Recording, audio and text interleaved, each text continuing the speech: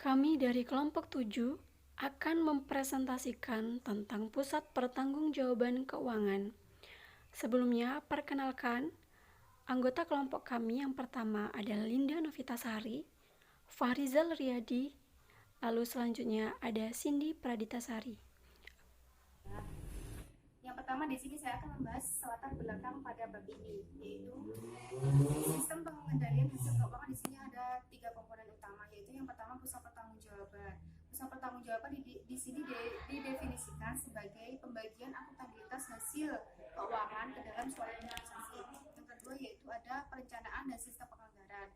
Di sini digunakan sebagai yang berhubungan dengan pengendalian dan tujuan yang digunakan sebagai target kinerja untuk mengevaluasi suatu kinerja. Terus yang terakhir yaitu kontrak insentif.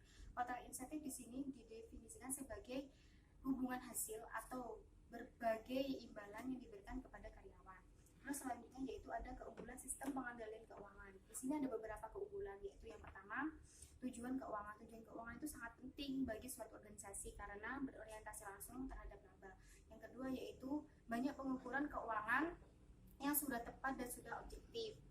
Terus selanjutnya di sini ada tipe pusat pertanggungjawaban. Di sini ada 4 tipe pusat pertanggungjawaban, yaitu yang pertama pusat investasi, pusat laba, pusat pendapatan, dan pusat rupiah. Pusat investasi di sini yaitu pusat pertanggungjawaban yang dipegang oleh manajer yang bertanggung jawab terhadap laporan laba rugi maupun laporan posisi keuangan yang telah dibuatnya untuk menghasilkan laba investasi yang telah dibuat sebelumnya. Misalnya itu dalam perusahaan itu di posisi Departemen Riset dan Pengembangan.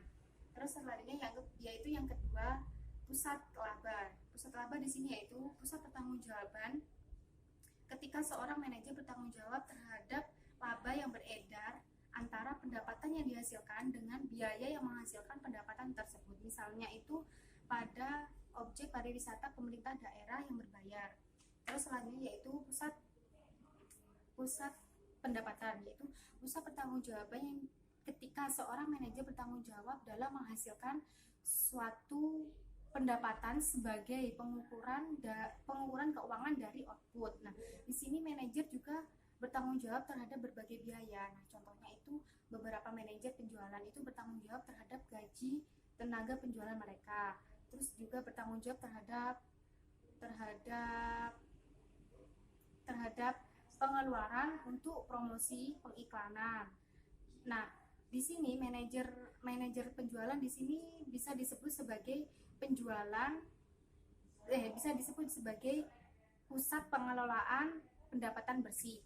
Nah, terus selanjutnya yaitu pusat laba, pusat biaya. Pusat biaya di sini yaitu pusat pertanggungjawaban ketika prestasi seorang manajer itu diukur dari seberapa banyak dia mengeluarkan biaya untuk perusahaannya.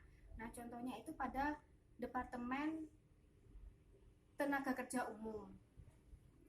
Ya, di sini saya menjelaskan tipe pusat pertanggungjawaban yang terakhir, yaitu variasi. Ada variasi yang sangat penting dalam setiap laporan, dalam setiap pertanggungjawaban keuangan. Nah, 4 pusat pertanggungjawaban keuangan telah terrefleksi pada sejumlah item dalam laporan laba rugi.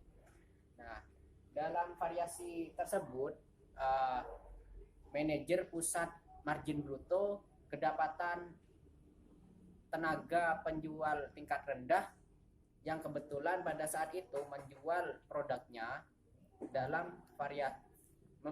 produknya bervariasi seperti itu. Nah, kita masuk pada pemilihan pusat pertanggungjawaban. Nah, pemilihan pusat pertanggungjawaban ini 4 tipe pertanggungjawaban keuangan, 4 tipe pertanggungjawaban keuangan yang dikonsentrasikan dalam hierarki yang mencerminkan betapa luasnya pertanggungjawaban keuangan seperti itu. Atau bisa jadi pertanggungjawaban keuangan ini dipertanggungjawabkan pada sang manajer. Nah, kita masuk pada yang D, masalah harga transfer, yaitu tujuan harga transfer. Tujuan harga transfer ada 3 poin. Yang pertama yaitu menyiapkan informasi, menyiapkan sinyal ekonomi yang tepat hingga dapat mempengaruhi manajer dalam pengambilan keputusan seperti itu. Nah, yang kedua ini adalah harga transfer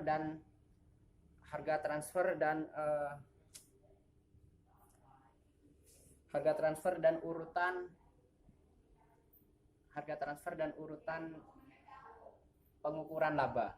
Nah, harga transfer dan urutan pengukuran laba di sini seharusnya memberi informasi yang bermanfaat supaya dapat mengevaluasi kinerja yang baik pada pusat laba ataupun manajer mereka.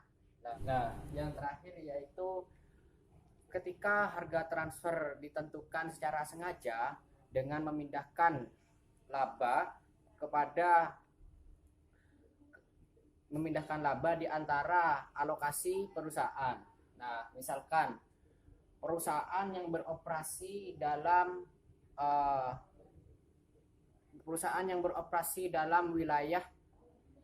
wilayah hukum pajak, manajer mereka memotivasi untuk memindahkan keuntungan mereka memindahkan keuntungan mereka yang pajaknya kecil supaya mereka dapat meminimalisir pajak tersebut. Saya akan melanjutkan apa yang telah dijelaskan oleh teman saya sebelumnya di bab yang di subbab tentang masalah harga transfer. Sudah dijelaskan tentang tujuannya, lalu beralih ke alternatif dari harga transfer tersebut. Alternatifnya ada 4, yaitu dari harga pasar, biaya marginal, biaya secara penuh, dan berbasis negosiasi. Saya jelaskan yang pertama, yaitu dari harga transfer berbasis dari harga pasar, yaitu jika terjadi persaingan secara eksternal dari perusahaan, maka harga di dalam internal perusahaan juga akan berpengaruh. Jadi seumpamanya di eksternal perusahaan terjadi kenaikan harga, maka di internal perusahaan juga akan terjadi kenaikan harga. Contoh misalnya pada pabrik kerupuk, harga tepung di luaran naik, maka tepung yang diproduksi secara internal oleh perusahaan akan mengalami kenaikan juga. Jadi patokan dari internal perusahaan menentukan harga untuk divisi lain itu dipatok dari harga yang beredar di pasaran. Lalu yang kedua adalah biaya marginal. Harga transfer berbasis dengan biaya marginal ini harga transfer yang didasarkan pada biaya-biaya yang dikeluarkan untuk memperoleh barang atau produk tersebut. Jadi jika barang tersebut diproduksi dengan harga atau biaya X, misal 1 juta, maka jika ditransfer ke divisi lain akan memperoleh harga beli dari divisi lain tersebut sebesar 1 juta. Lalu yang selanjutnya adalah biaya marginal harga transfer secara penuh. Jadi meskipun di divisi yang lain tersebut ada kenaikan dan biayanya itu tidak rendah, maka biaya yang akan ditransfer dari divisi lain ke divisi yang memproduksi tersebut akan tetap memperoleh keuntungan dari divisi yang sebelumnya. Lalu yang selanjutnya adalah harga transfer yang dinegosiasi. Jadi yang dinegosiasi ini adalah pengembangan dari harga transfer yang sebelumnya di harga divisi yang akan menjual produknya ke divisi lain, itu akan menegosiasi bagaimana caranya divisi tersebut untung dan divisi yang lain tersebut juga untung. Lalu yang selanjutnya adalah variasi. Jadi ada variasi dari keempat tipe yang sudah disebutkan tadi, menggabungkan antara tipe yang satu dengan tipe yang lain. Lalu yang selanjutnya adalah penggunaan simultan pada beberapa metode harga transfer. Jadi meskipun kita menggunakan beberapa metode harga transfer, tidak semuanya akan sesuai dengan apa yang kita harapkan.